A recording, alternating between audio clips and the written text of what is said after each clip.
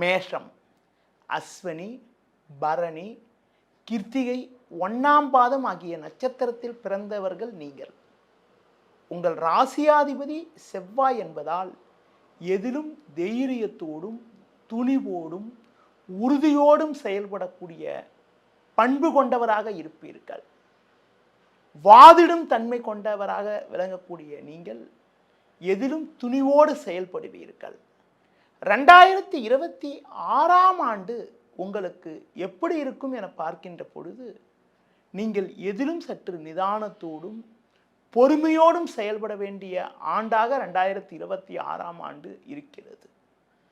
குறிப்பாக ஒரு ராசியில் அதிக காலம் தங்கக்கூடிய கிரகமான சனி பகவான் உங்கள் ராசிக்கு விரயஸ்தானமான 12ஆம் வீட்டில் இந்த ஆண்டு முழுவதும் திருக்கணித பஞ்சாங்கப்படி சஞ்சாரம் செய்வதால் உங்களுக்கு 7ரை சனியில் விரயச்சனி நடக்கிறது.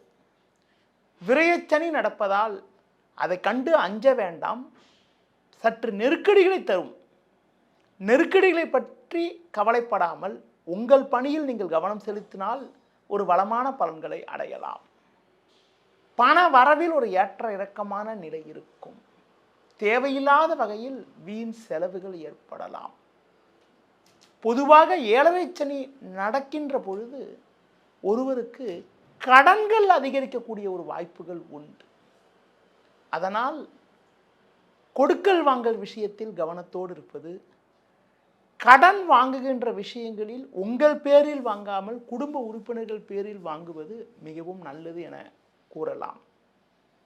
அடுத்து குறிப்பாக இந்த வருடத்தில் தனக்காரகன் ஆண்டுகோள் என வர்ணிக்கப்படக்கூடிய குரு பகவான் திருக்கணித சித்தாந்தப்படி உங்கள் ராசிக்கு 2/6/2026 முடிய உங்கள் ராசிக்கு முயற்சி ஸ்தானமான 3ஆம் வீட்டில் சஞ்சாரம் செய்ய இருக்கிறார்.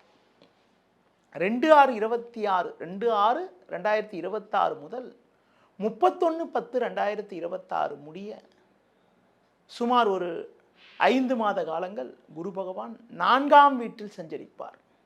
அதன் பின்பு அதிசாரமாக உங்கள் ராசிக்கு பஞ்சமஸ்தானமான 5ஆம் வீட்டில் சஞ்சாரம் செய்ய இருக்கிறார்.